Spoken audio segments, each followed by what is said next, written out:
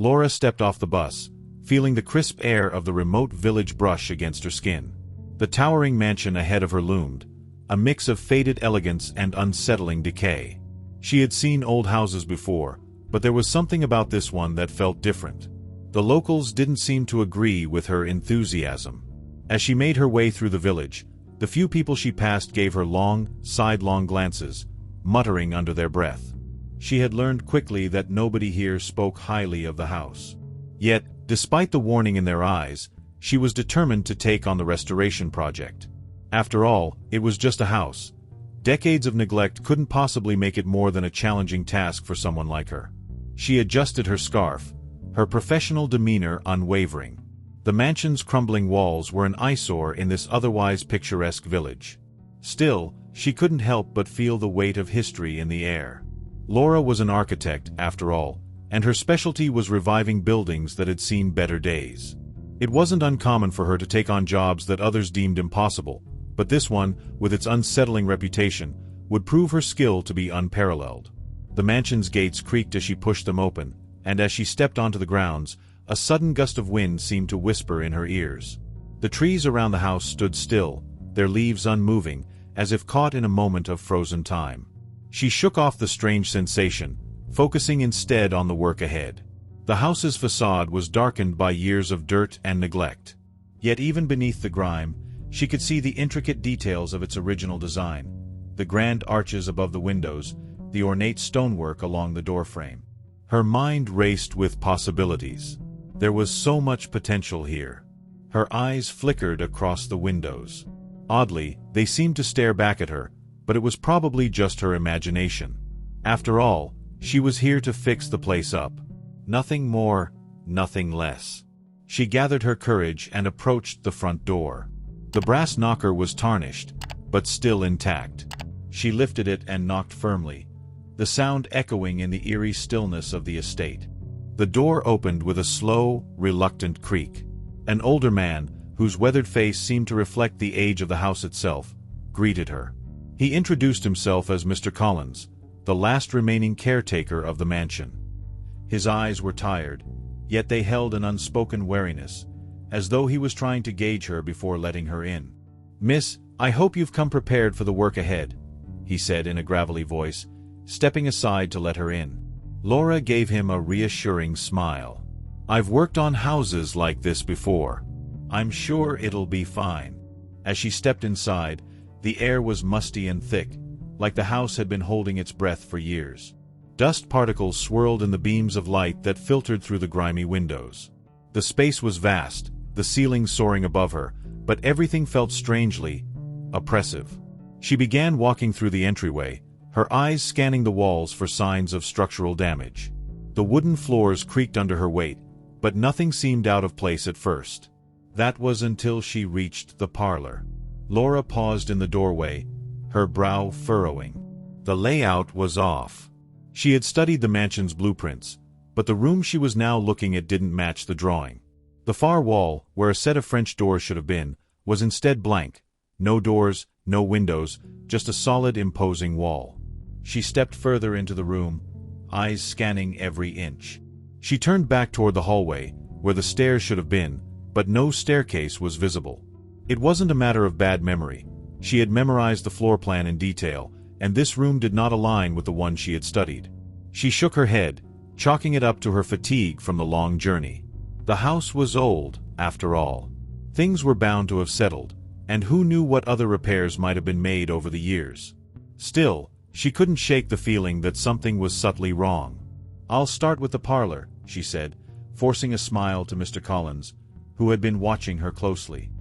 He simply nodded, his eyes never leaving her. "It's a good place to begin. The parlor has seen its share of changes." Laura didn't press for more information. She turned back to the room, trying to push the unease from her mind. There was work to do. She had a job to finish. But as she moved to the far corner of the room to inspect a cracked piece of molding, she swore she saw a shadow flicker just beyond the corner of her eye. She spun around, but nothing was there.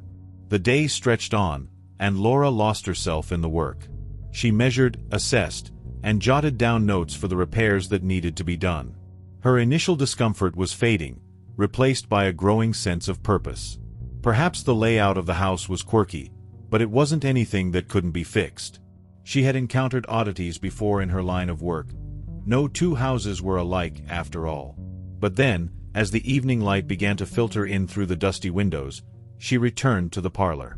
Laura was taken aback when she noticed something. Someone had moved a chair from its previous position.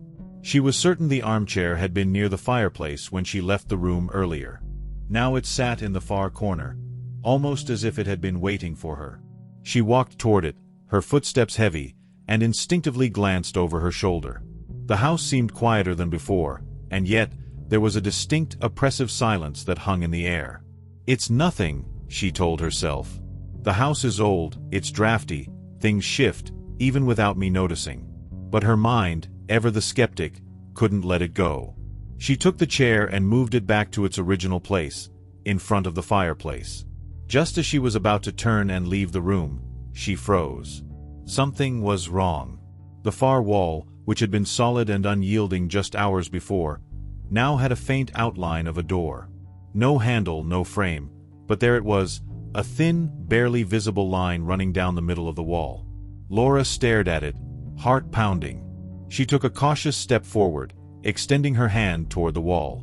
Her fingers brushed the cold surface, and the door, if that's what it was, remained still, unmoving. "It can't be," she thought. "This isn't possible." But the more she looked, the more she felt the unmistakable pull of the door's presence. It felt real, too tangible. She stepped back quickly, unsure of what she was seeing. "I must be imagining it," she reasoned, but deep down, she knew that wasn't true. The quiet hum of the house seemed louder now, as if the walls themselves were holding their breath. That night, Laura couldn't shake the feeling that she wasn't alone in the house. The air was thick with something she couldn't quite name, something that made every creak of the floorboards sound louder, every gust of wind outside seem sharper. She had spent hours poring over old blueprints and sketches of the house, trying to make sense of the strange room in the parlor. But each time she looked away from the paper, the whispers started. At first, it was nothing more than a faint murmur, like voices carried through walls. Laura paused, her pen hovering mid-air, her head snapping toward the door. There was no one outside, just the emptiness of the mansion stretching out before her. She shook her head, telling herself that she was simply overtired. But as the night wore on, the whispers grew louder, no longer muffled by the thickness of the walls. They were voices now, distinct but impossible to understand. Words drifted in and out of her hearing, fragmented and disjointed. "You shouldn't be here.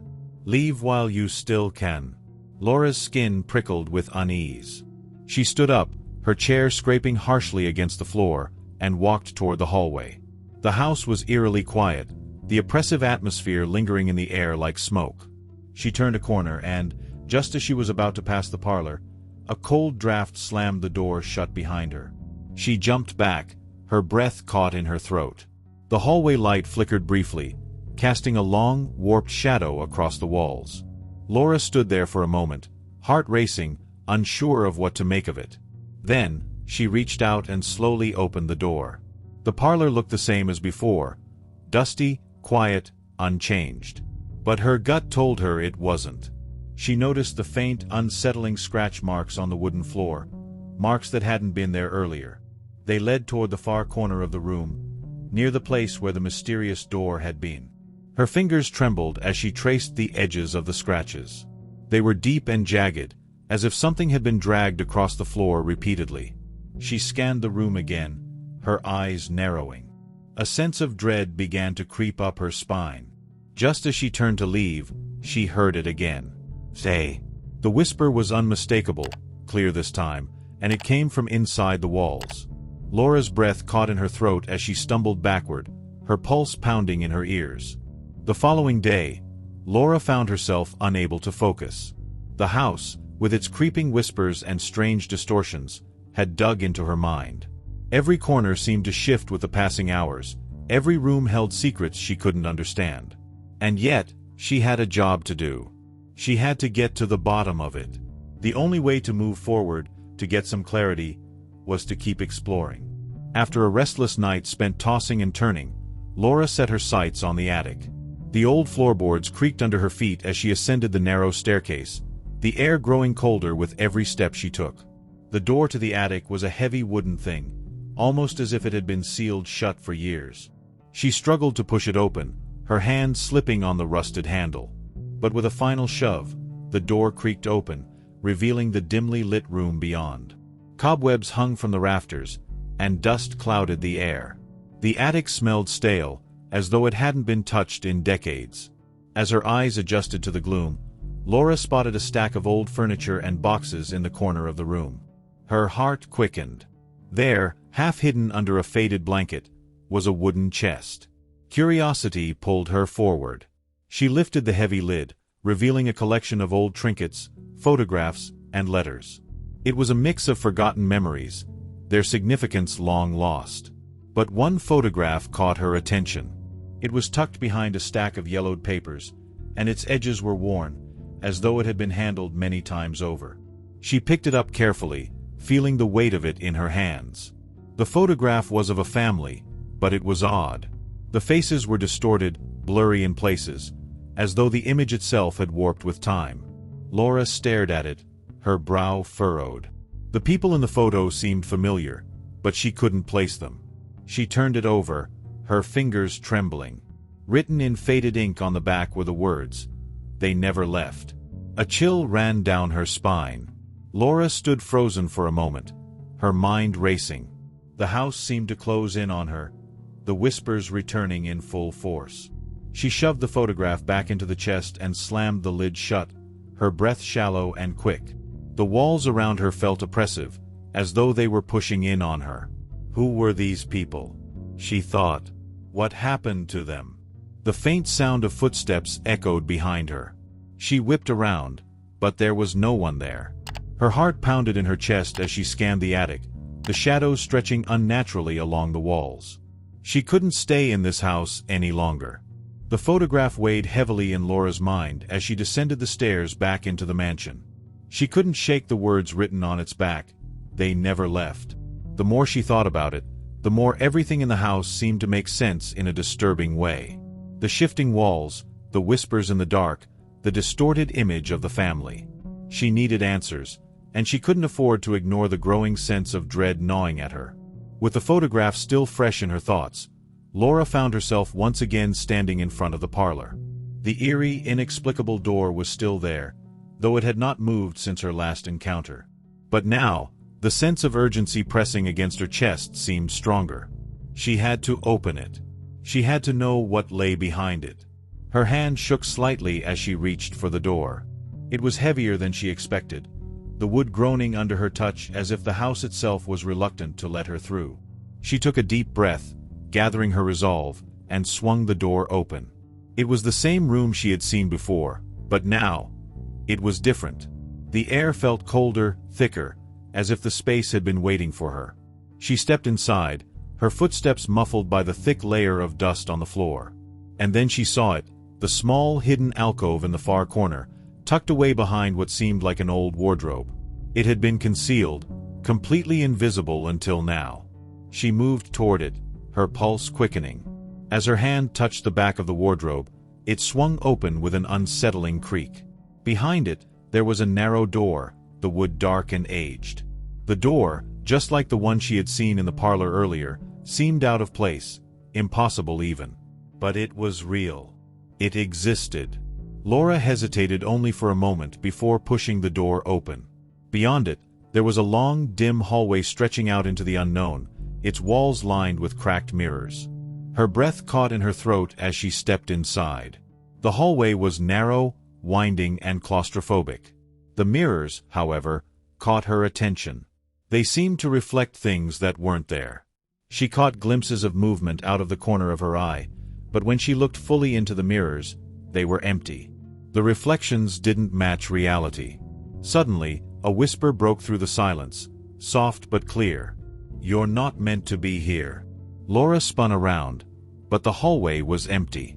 The house, it seemed, was now alive, pulsing with an energy she couldn't explain. She pressed forward, compelled by an overwhelming need to understand what this place truly was. But the deeper she went, the more the air seemed to thicken, until the walls felt like they were closing in.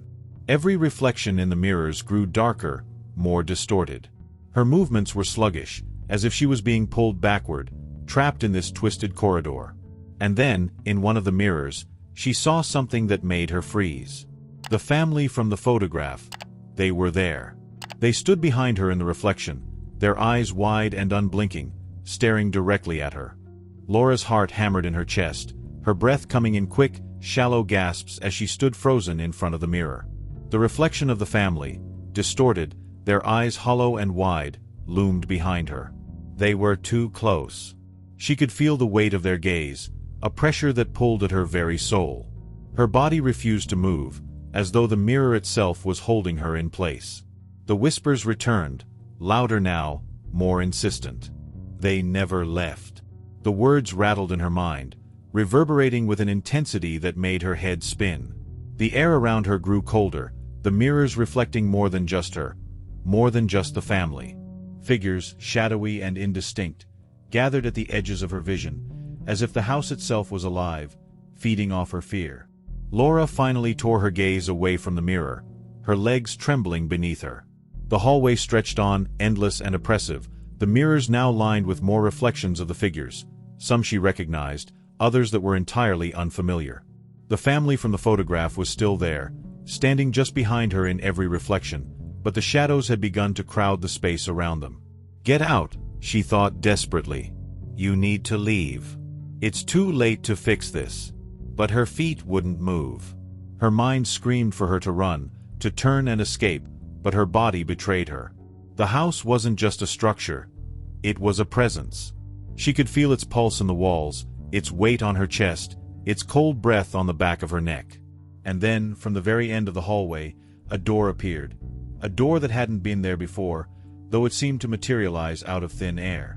It was old, its wood warped and cracked, and it beckoned her, as though it were the only way out. Without thinking, Laura stumbled toward it, her body moving almost against her will. The hallway seemed to narrow as she approached the door, the shadows closing in, and the whispers now filled her ears, louder than ever. "You shouldn't be here. You can't leave." They never left. With one final burst of strength, Laura reached for the door's handle. The cold, clammy wood sent a jolt of ice through her fingers, but she twisted it open, stepping into the unknown. The room beyond was dark, the air heavy with dust and decay. A faint, sickly light flickered from a single, broken lamp in the corner. And there, in the center of the room, was an old wooden chest. It was the same chest she had seen earlier in the attic, the one with the photograph. Her legs moved without her command, carrying her toward it. The lid of the chest was open now, the photograph from the attic resting on top, its image warped and shifting as she neared. But as her fingers brushed the photo, everything in the room seemed to go still. The shadows gathered around her, the mirrors from the hallway now filling the walls of the room, each one reflecting something different. Some showed her face twisted in terror, others filled with the ghostly figures that had followed her. And in one of the mirrors, there they were again. The family. This time, they were not just in the reflection. They were behind her, standing in the dark room with her, their eyes cold, their bodies rigid, staring straight at her. One of them stepped forward, and Laura's blood ran cold. The woman, the mother from the photograph, reached out with a trembling hand, her voice rasping in the silence. "You shouldn't have come back." Before Laura could react, the room spun violently, the walls closing in as if the house itself were about to swallow her whole. The whispers grew deafening, and the shadows wrapped around her like chains. The mirrors now reflected only them, the family, their eyes lifeless and empty. Laura opened her mouth to scream, but no sound came. She was no longer alone. Laura's vision blurred, her senses overwhelmed by the cacophony of whispers that filled the room. The figures, the family, moved closer, their eyes locked onto hers, and the air grew thick with a chilling presence. The house seemed to pulse around her, its very walls closing in. She tried to move, but her legs were frozen, as if rooted to the floor by the weight of the past that had been buried in this mansion. "You shouldn't have come back," the woman's voice rasped again, a sound like a broken whisper carried through the centuries. Her outstretched hand hovered inches from Laura's face, but it felt like the touch of cold death itself. Desperation surged within Laura, and a deep, instinctual cry for survival flooded her veins. She reached toward the door, her fingers brushing the edge of the frame, but the house groaned, the floorboards beneath her feet shifting, locking her in place. The cold seemed to invade her chest, spreading to every part of her body. She could feel the shadows wrapping around her, pulling her into the very depths of the house. "Leave," the voices whispered in unison. "Leave now or join us forever." Suddenly, Laura felt a rush of cold air, like a gust of wind from an open window, followed by an agonizing silence. The figures in front of her froze, their eyes wide and unblinking, and then they began to fade. She blinked in disbelief as the room around her seemed to unravel. The walls peeled away like paper, revealing the bones of the mansion beneath, decaying wood, cracked stone, and shadows that clung to the very foundations. The photographs, the mirrors, the family, they all dissolved into the air, leaving only the emptiness of the house behind. A soft, distant voice echoed in the silence. It wasn't the family anymore. It was the house itself. "You are free for now." The weight pressing against her chest lifted. The suffocating cold receded. The whispers died away, leaving a deep, oppressive stillness in its wake. She staggered backward, blinking, her body finally able to move again.